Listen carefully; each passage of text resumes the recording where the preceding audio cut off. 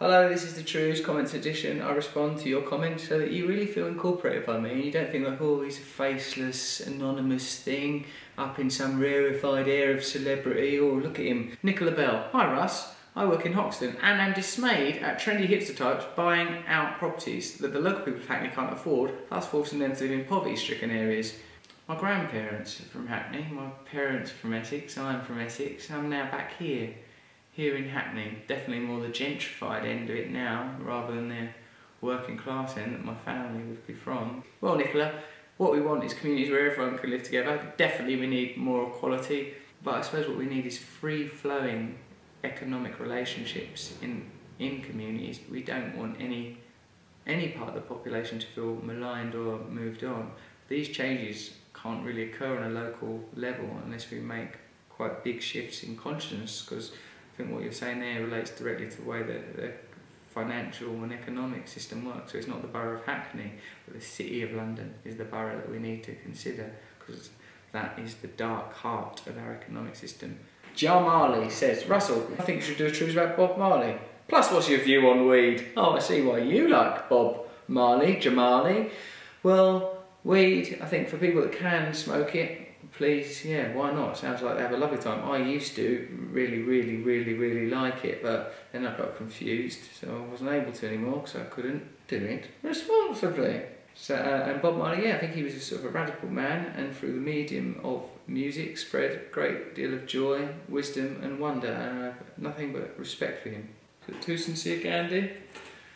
Not really, Russ. I think you handled it quite well. That's one of your things. You can be sincere but humorous, Gandhi.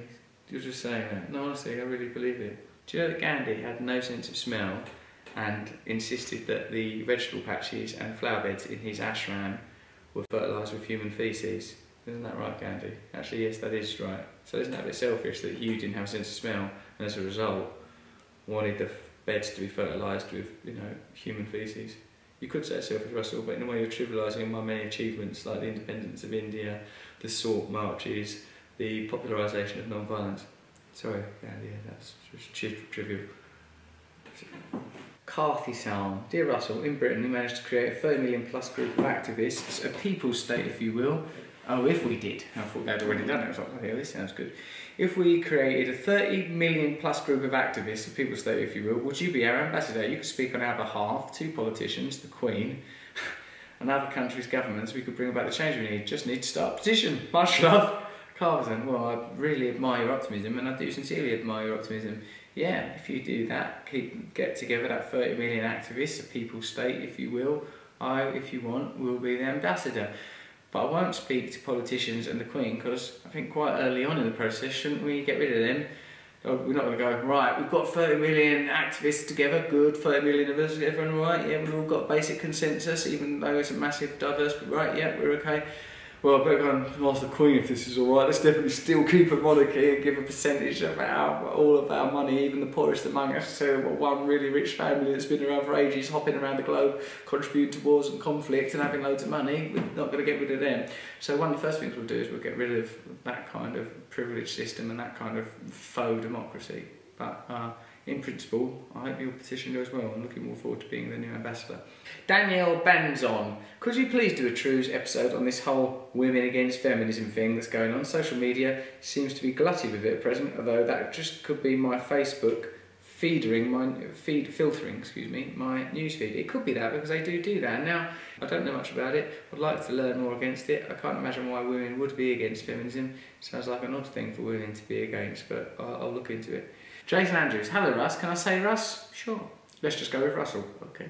Just wanted to say thanks. About a month or so ago, I was going into a heavy, deep, rough patch of depression and drinking, and I prayed one night to whatever energy is up there, infinity is what I believe, and I guess that's what it is. And the next day I stumbled across your interview with Media saying, and it's really helped me. It's made me have a lot more patience and happiness towards myself and others now.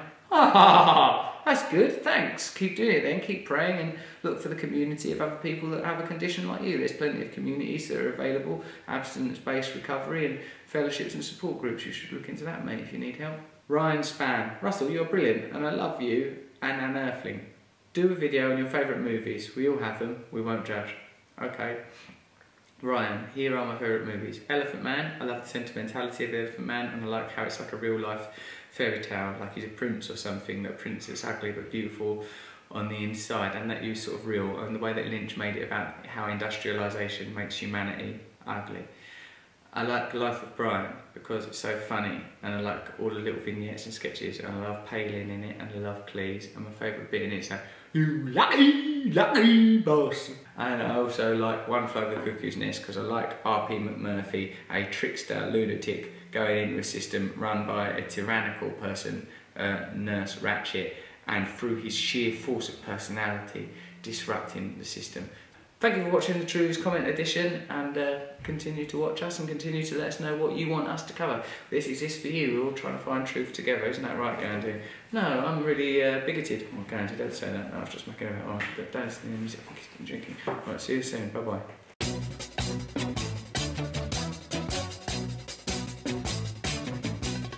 Nose is a tool that is abused to fool you and to leave you scared and confused. Trews is like the nose. If the nose was true, I want some Trews. Let's have some Trews.